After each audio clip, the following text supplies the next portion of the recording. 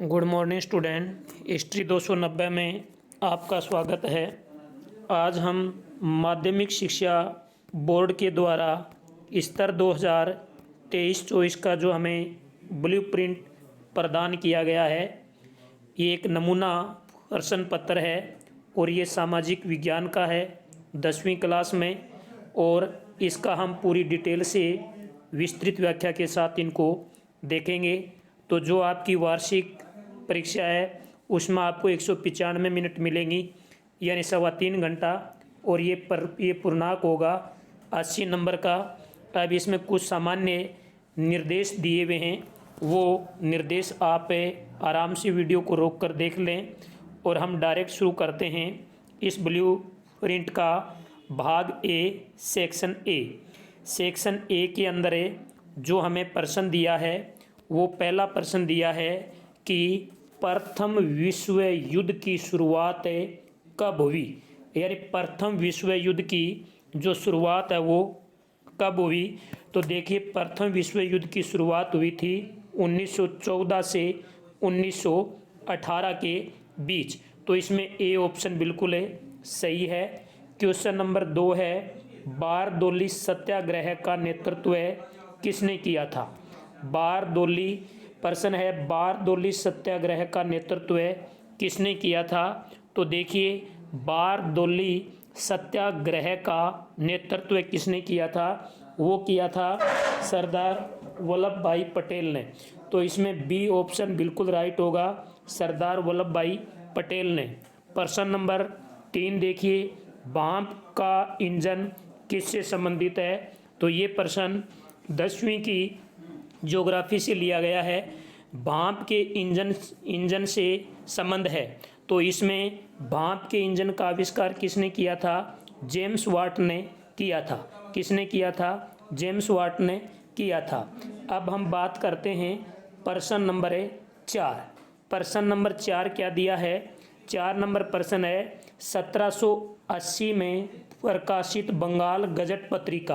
देखिए, बंगाल गजट पत्रिका है, इसका प्रकाशन 1780 में हुआ था, और ये 1780 में प्रकाशित होने वाली बंगाल गजट है वो एक साप्ताहिक पत्रिका है। तो इसमें बे ऑप्शन है वो बिल्कुल राइट है। अगला प्रश्न नंबर है हमारा 5 नंबर प्रश्न क्या है कि भारत के क्षेत्रफल का कितना प्रतिशत भाग, यानी भारत का जो पूरा क्षेत्रफल है उसका कितना प्रतिशत भाग है, यानी पठारी क्षेत्र के अंतर्गत आता है। तो भारत का कितना प्रतिशत क्षेत्र है पठारी क्षेत्र के अंतर्गत आता है, तो वो आता है 27%। तो इसमें बे ऑप्शन बिल्कुल राइट है। अगला प्रश्न नंबर 6 है, सरिस्का बाग रिजर्व कहाँ स्थित है।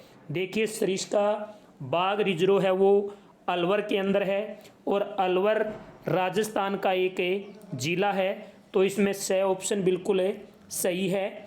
अगला प्रश्न हम बात करते हैं 7 नंबर प्रश्न की, और 7 नंबर प्रश्न है, भारत का चीनी के उत्पादन में विश्व में कौन सा स्थान है, यानी भारत चीनी उत्पादन में दूसरा स्थान रखता है, यानी भारत चीनी उत्पादन में कौन सा स्थान रखता है, दूसरा। अगला प्रश्न है, निम्न में से जल परिवहन का प्रकार है। तो देखिए, निम्न में से जल परिवहन का प्रकार है, सड़क परिवहन स्थल परिवहन का है, रेल परिवहन स्थल का है, पाइपलाइन भी स्थल का है। इसमें पूछा है जल परिवहन कौन सा है, तो इसमें वो आएगा समुद्री परिवहन। तो इसमें द ऑप्शन 8 नंबर में बिल्कुल राइट है। अब हम बात करते हैं क्वेश्चन नंबर 9।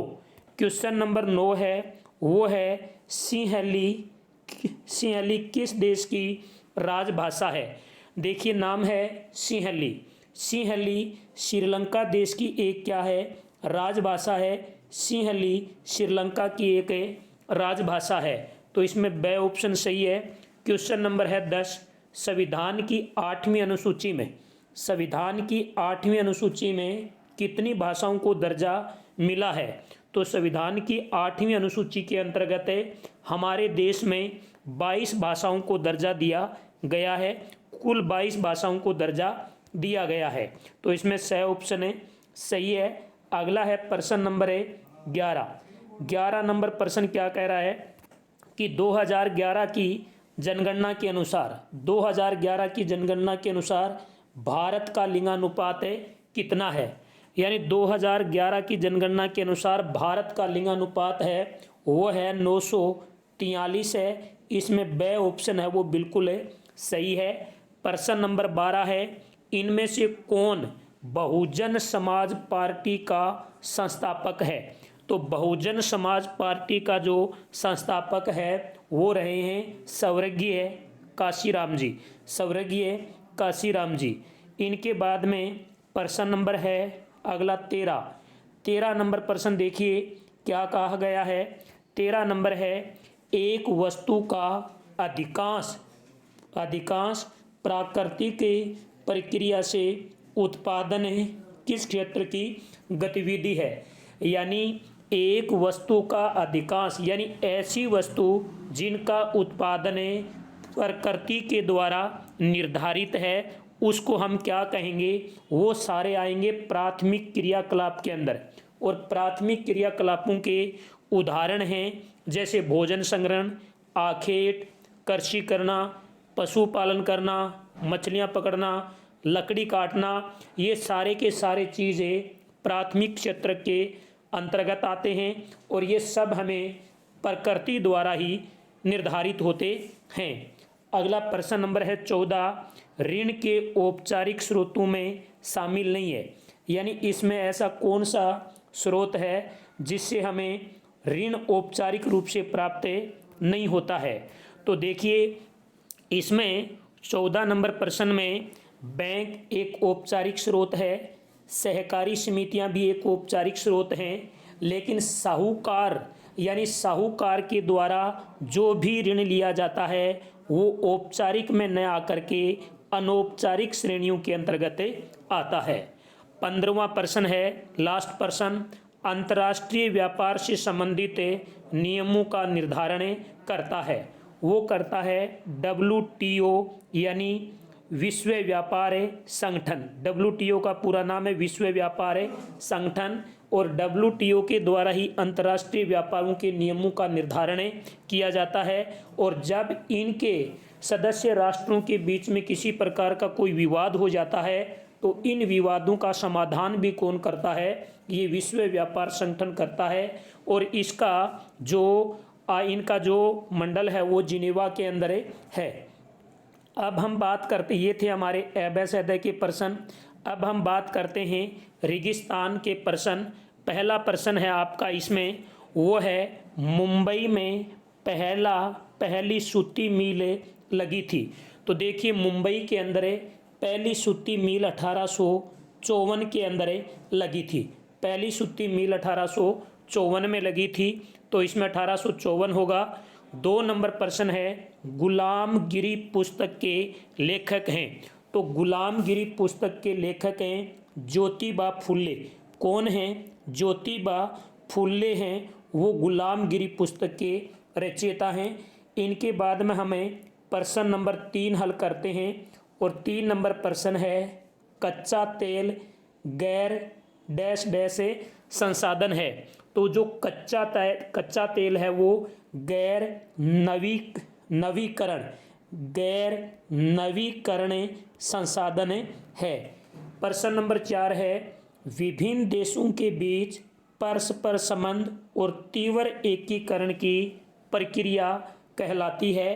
तो इस प्रक्रिया को क्या कहा जाता है? वैश्वीकरण के नाम से इनको जाना जाता है। प्रश्न नंबर 5, शिरोमणि अकाली दल का संबंध मुख्यतः है। तो जो शिरोमणि अकाली दल है ये पंजाब राज्य के अंदर स्थित है। प्रश्न नंबर 6 है, शासन प्रणाली में अंतिम शक्तियां जनता में निहित होती हैं। यानी हम कह सकते हैं कि संघीय शासन प्रणाली में, किसमें? संघीय शासन प्रणाली में अंतिम शक्तियां हैं वो जनता के में निहित मानी जाती हैं। प्रश्न नंबर है हमारा 7 नंबर प्रश्न है, और 7 नंबर प्रश्न है जवाहरलाल नेहरू ने गौरव से क्या कहा था? गौरव से इन्होंने कहा था बांधों को आधुनिक भारत का मंदिर, यानी आधुनिक भारत का मंदिर पंडित जवाहरलाल नेहरू ने किसे कहा था? तो बांधों को कहा था। ये थे तुम्हारे एबेसैदय और रेगिस्तान के प्रश्न। अब हम बात करते हैं अति लघुरात्मक प्रश्न, जो आपके एक एक नंबर के आएंगे। अति लघुरात्मक प्रश्न। पहला प्रश्न है बेगार क्या है? बेगार क्या होती है भाई? बेगार का मतलब होता है बिना किसी पारिश्रमिक के काम करवाना, यानी बिना किसी पारिश्रमिक के, बिना किसी वेतन के क्या करवाना? काम करवाना ही क्या कहलाता है? बेगार कहलाता है। यानी काम तो करवा लेना और बदले में पैसे नहीं देना, ये बेगार कहलाता है। प्रश्न नंबर 2 है फ्लाईस्टल क्या है? फ्लाईस्टल क्या होता है भाई? ये एक यांत्रिक उपकरण है। ये एक क्या माना गया है? ये एक प्रकार से यांत्रिक उपकरण है और इनका उपयोग बुनाई के कार्यों में किया जाता है। इनका उपयोग बुनाई के कार्यों के अंदर किया जाता है। इनके बाद में अगला प्रश्न नंबर 3 है, वो है शिपनिंग जेनी। शिपनिंग जेनी का आविष्कार किसने किया? तो देखिए शिपनिंग जेनी का आविष्कार जेम्स हर ग्रिब्ज ने किया था। लिखना सीख लें। जेम्स से हर ग्रिब्ज है, रे ग्री आधा ब और जय। जेम्स हर ग्रिब्ज ने किया था। अगला प्रश्न नंबर है सरकार के विभिन्न अंगों के नाम लिखिए। तो देखिए सरकार के विभिन्न अंगों के नाम। तो सरकार के 3 अंग हैं। 1 नंबर पर होती है विधायिका होती है, और 2 नंबर पर कार्यपालिका होती है, और 3 नंबर पर न्यायपालिका होती है। तो विधायिका, कार्यपालिका, न्यायपालिका सरकार के 3 अंग हैं। आगे हम बात करते हैं क्वेश्चन नंबर अगला है वर्ण व्यवस्था से आप क्या समझते हैं? वर्ण व्यवस्था से आप क्या समझते हैं? तो देखिए वर्ण व्यवस्था का जो मतलब है वो क्या है? वो एक जाति को लेकर है। यानी कहने का मतलब ये है कि जाति समूह के पदानुक्रम, जिसमें एक जाति समूह के लोग प्रत्येक स्थिति में सामाजिक पायदान में सबसे ऊपर रहेंगे, तो किसी अन्य जाति के लोग हो सकता है नीचे रहें। इनका मतलब ये हो गया कि कर्मों के आधार पर वर्ण व्यवस्था को, यानी कर्म के आधार पर वर्ण व्यवस्था को 4 भागों के अंदर बांटा गया है। उसमें 1 नंबर है ब्राह्मण, 2 नंबर है क्षत्रिय, 3 नंबर है वैश्य, 4 नंबर है शूद्र। इनको 4 भागों के अंदर बांटा है। अगला प्रश्न है हमारा, वो है हमारा कि राजनीतिक दलों को मान्यता और चुनाव चिन्ह कौन प्रदान करता है? यानी जितने भी देश के अंदर राजनीतिक दल हैं उनको मान्यता प्रदान कौन करता है और उनको चुनाव चिन्ह कौन देता है? तो वो देता है चुनाव आयोग। कौन देता है? चुनाव आयोग के द्वारा ये प्रदान किया जाता है। इनके बाद में अगला प्रश्न है हमारा, और वो प्रश्न है सकल घरेलू उत्पाद की परिभाषा लिखिए। यानी सकल घरेलू उत्पाद किसे कहते हैं? तो देखिए किसी देश के भीतर, किसी वर्ष में, किसी देश के भीतर, यानी कोई भी देश है और उस देश के अंदर किसी वर्ष के अंदर कोई भी आप विशेष वर्ष ले सकते हैं। उस विशेष वर्ष के अंदर उत्पादित सभी अंतिम वस्तुओं और सेवाओं का मूल्य सकल घरेलू उत्पाद कहलाता है। कैसे लिखोगे? किसी देश के भीतर किसी विशेष वर्ष में उत्पादित सभी अंतिम वस्तु और सेवाओं का मूल्य सकल घरेलू उत्पाद कहलाता है। अगला प्रश्न हमारा आता है, वो है 8 नंबर, वे कंपनियां जिनका कारोबार एक देश से अधिक देशों में है वो क्या कहलाती हैं? यानी ऐसी कौन सी कंपनियां हैं जिनका कारोबार अनेक देशों के अंदर चलता हो, उनको हम कहेंगे बहुराष्ट्रीय कंपनी। उनको हम क्या कहेंगे? बहुराष्ट्रीय कंपनी के नाम से जानेंगे। अगला प्रश्न है, भारतीय वन्य जीवन रक्षण अधिनियम किस वर्ष लागू किया गया? तो ये 1972 के अंदर लागू किया गया, 1972 में। अगला प्रश्न है, ध्वनि प्रदूषण से मानव जीवन पर क्या प्रभाव पड़ते हैं? यानी जो ध्वनि है, शोर शराबा है, इससे मानव जीवन पर क्या प्रभाव पड़ते हैं? तो इससे मानव जीवन पर क्या प्रभाव पड़ते हैं कि व्यक्ति के अंदर श्रवण अक्षमता आ जाती है। व्यक्ति के अंदर श्रवण अक्षमता आ जाती है, यानी अपनी भाषा में इसे ऊंचा सुनना शुरू हो जाता है। दूसरा, रक्तचाप जैसी बीमारियां लग जाती हैं। और तीसरा, व्यक्ति का स्वभाव यानी चिड़चिड़ा हो जाता है। ये मानव जीवन पर इनके दुष्प्रभाव हैं। अब हम बात करते हैं आगे सेक्शन बी की। सेक्शन बी के अंदर आपके लघुरात्मक प्रश्न आने वाले हैं, और जो भी लघुरात्मक प्रश्न आएंगे वो आपके 2-2 नंबर के प्रश्न होंगे। तो देखिए, जो लघुरात्मक प्रश्न हैं इनके उत्तर तो मैं यहाँ नहीं लिख पाऊँगा, लेकिन मैं आपको इतना ज़रूर बताऊँगा कि ये प्रश्न इस बुक में इस पाठ से है। तो आइए हम शुरू करते हैं। पहला है, साइमन कमीशन भारत क्यों आया? यानी साइमन कमीशन है, ये भारत में क्यों आया? तो याद रखें, ये इतिहास की बुक के अंदर है, 2 नंबर चैप्टर के अंदर ये प्रश्न है। इतिहास में 2 नंबर चैप्टर के अंदर ये प्रश्न है। तो आप लिख सकते हैं कि राष्ट्रीय आंदोलन के जवाब में गठित किया गया एक साइमन कमीशन को भारत में संवैधानिक व्यवस्था बनाए रखने के लिए भेजा गया था। इसमें एक भी भारतीय न होने के कारण भारत के लोगों ने इसका घोर विरोध किया था। 1928 के अंदर ये भारत में पहुंचा था। फिर भी आप यदि इनकी पूरी डिटेल देखना चाहो तो इतिहास में 2 नंबर लेसन में है, ये प्रश्न है। अगला प्रश्न है, मुद्रण संस्कृति ने भारत में राष्ट्रवाद के विकास में क्या योगदान दिया? तो ये आपका इतिहास में 5वां लेसन है, उसके अंदर है। ये आपका इतिहास के 5वें लेसन के अंदर है।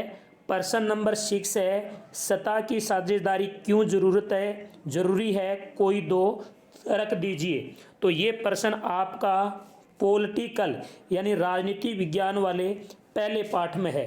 तो याद रखें, साइमन वाला इतिहास में 2 नंबर, मुद्रण वाला इतिहास में आपका 5 नंबर लेसन है, और सत्ता की साझेदारी वाला राजनीति विज्ञान में पहला पाठ में है।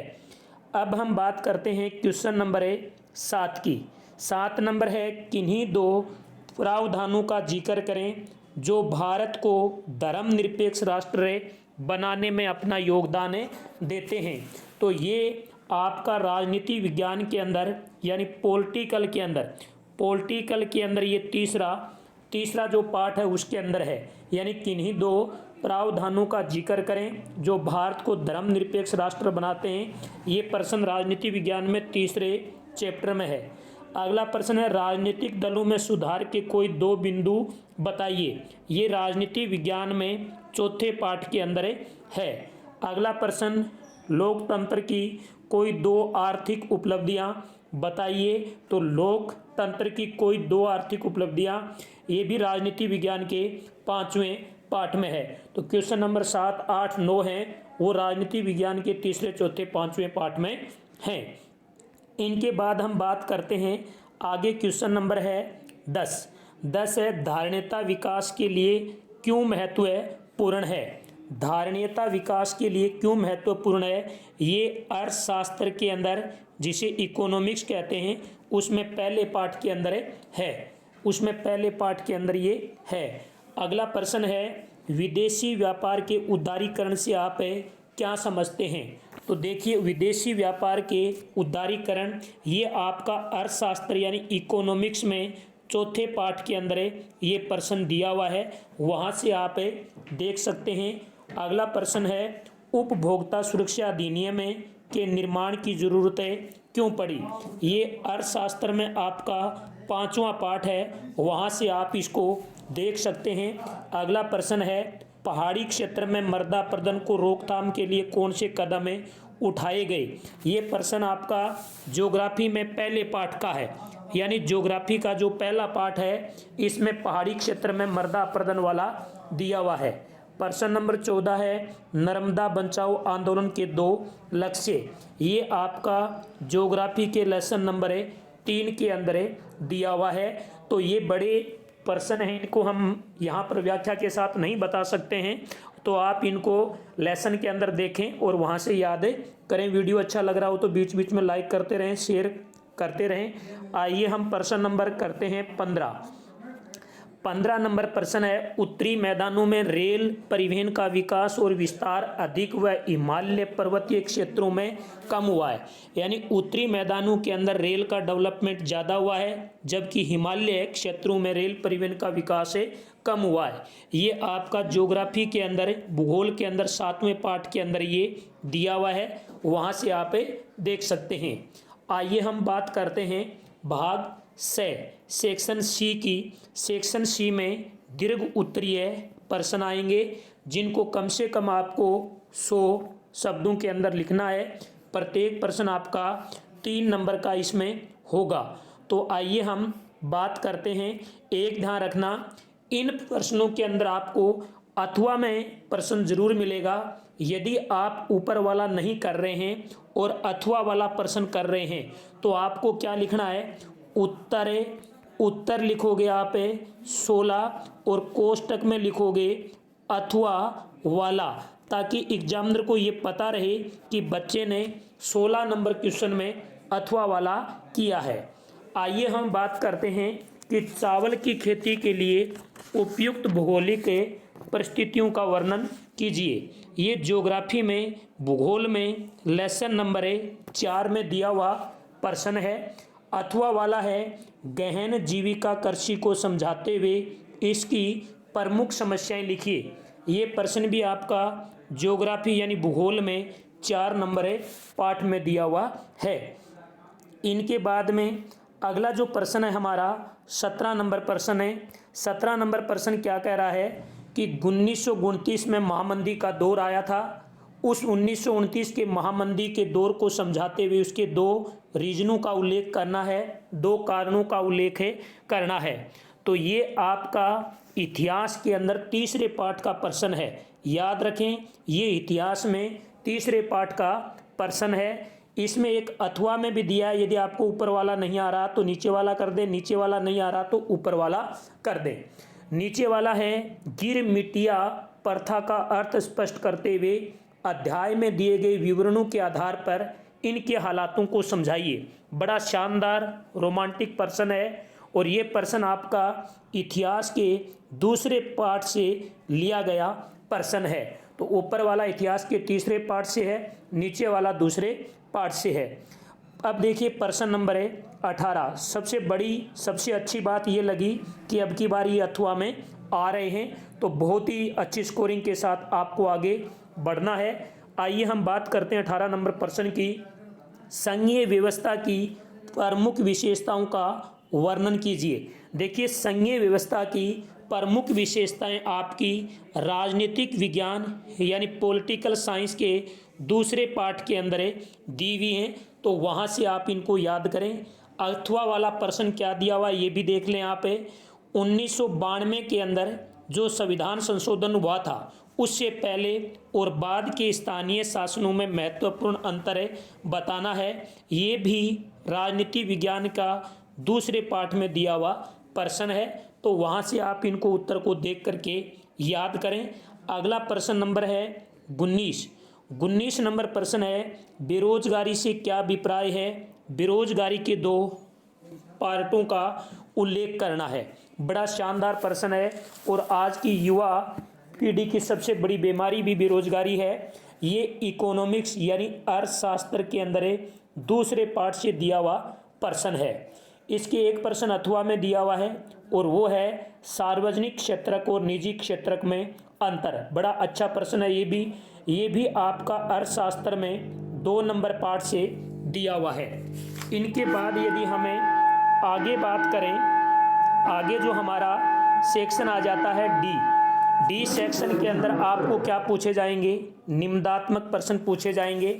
200 से 250 वर्ड के बीच में आपको उत्तर देना है। आइए हम प्रश्न नंबर 20 स्टार्ट करते हैं। निम्न पर टिप्पणी दीजिए। इसका उत्तर आपको कैसे लिखना है ये भी मैं बता दूं। आप लिखोगे एक लाइन में उत्तर नंबर 20 और फिर नीचे लिखोगे उत्तर 1। पहले वस्तु विनिमय के दोष बताना, फिर नीचे लिखना उत्तर 2। इस प्रकार से आपको इनका उत्तर देना पड़ेगा। तो आइए हम बात करते हैं वस्तु विनिमय के दोष। ये आपके अर्थशास्त्र के अंदर है, जो आपका 3 का पार्ट है। ये दोनों चीज़ें कहाँ दी हुई हैं? ये दोनों चीज़ें अर्थशास्त्र के 3 के चैप्टर में दी हुई हैं। वहाँ से आप पढ़ सकते हैं दोनों टिप्पणियों को। इनके बाद इसमें एक अथवा में भी दिया है, यानी ध्यान रखें ये दोनों जो टिप्पणियाँ हैं, ये दोनों टिप्पणियाँ हैं, ये अर्थशास्त्र के 3 चैप्टर में हैं। 3 के चैप्टर में साक्ष्य आप क्या समझते हैं, अथवा वाला और देख लें। साक्ष्य आप क्या समझते हैं? भारत में औपचारिक क्षेत्र में साक्ष्य को संक्षेप में समझाइए। ये भी आपका इकोनॉमिक्स में 3रा पार्ट है, अर्थशास्त्र में 3रे पार्ट के अंदर दिया हुआ है। 21वां प्रश्न है, बड़ा शानदार प्रश्न है, हिस्ट्री के पहले पार्ट से ही है कि फ्रांसीसी क्रांति के पश्चात फ्रांस में आए बदलाव को विस्तार से समझाइए। तो ये आपका हिस्ट्री में लेसन नंबर 1 है, वहाँ पर इसका उत्तर दिया हुआ है। अथवा वाला है, ब्रिटेन में राष्ट्रवाद का इतिहास शेष यूरोप की अपेक्षा में किस प्रकार भिन्न था। ये भी आपका इतिहास में 1 नंबर चैप्टर के अंदर दिया हुआ है। आइए हमें आगे बढ़ते हैं, और आगे बढ़ते हैं तो हम करते हैं 22 नंबर प्रश्न। और 22 नंबर प्रश्न है वो मानचित्र से जुड़ा हुआ प्रश्न है। इसमें 4 ऑप्शन मिलेंगे आपको, और चारों ही आपको 1-1 नंबर के मिलेंगे। यानी प्रश्नों का उत्तर, यानी भारत के मानचित्र में 4 बिंदु भरने हैं, चारों ही 4 नंबर के हैं, 1 बिंदु 1 नंबर का है। तो आइए हम बात करते हैं। इसमें दिया हुआ है सिंगरौली, इसमें सिंगरेनी, रानीगंज, नेवली। एक बात याद रखना स्टूडेंट, विद्यार्थियों, इसमें यदि आपको ये भाग आता है, यदि आपको ये चारों ऑप्शन आते हैं तो आप मानचित्र में यही बिंदु अंकित करना। और यदि ये चारों में से आपको 2 आते हैं, 3 आते हैं, 1 नहीं आता है, और आपको अथवा वाले चारों आते हैं, तो आप ये चारों करना। आप कभी ऐसे मत कर देना कि 2 ऊपर वालों में से ले लें, 2 नीचे वालों में से ले लें और हमारा मानचित्र पूरा हो गया। ऐसे मानचित्र पूरा नहीं होगा, नंबर जरूर 0 मिलेंगे आपको। तो चाहे तो आप ऊपर वाला करना, चाहे आप नीचे वाले करना। जो आपको ज़्यादा आते हैं, वो ऊपर वाले आते हैं तो ऊपर वाला कर लेना, नीचे वाले आते हैं तो नीचे वाला कर लेना। आइए मैं आपको बताता हूँ इन मानचित्रों के अंदर ये स्थान है कहाँ पर अंकित किए गए हैं। तो देखिए इसमें ये आप मैपिंग दी नहीं है, यदि मैपिंग दी हुई तो मैं बताता हूँ, लेकिन अगले वीडियो के अंदर मैं ये आपको ज़रूर बताऊँगा। तो याद रखना आप ये चारों चीज़। सिंगरेनी, सबसे पहली बात तो भारत के मानचित्र में आपको राज्य भरने आने चाहिए। यदि आपको भारत के मैप में राज्य भरने आते हैं, राज्यों के बाद आपको ये पता होना चाहिए कि सिंगरेली कहाँ है, सिंगरेनी कहाँ है, रानीगंज कहाँ है, नेवली कहाँ है। इसी प्रकार से आपको ये पता होना चाहिए नरोरा कहाँ है, राउत भाटा कहाँ है, और खलपक्कम क्या है, तारपुर क्या है। अगले वीडियो में इनको हम मानचित्र के साथ लेके आएंगे, बिल्कुल आपको मानचित्र भरना बताएंगे। उस समय तक आप अभ्यास करें। वीडियो को ज़्यादा से ज़्यादा लाइक करें, शेयर करें। जय हिंद, जय भारत।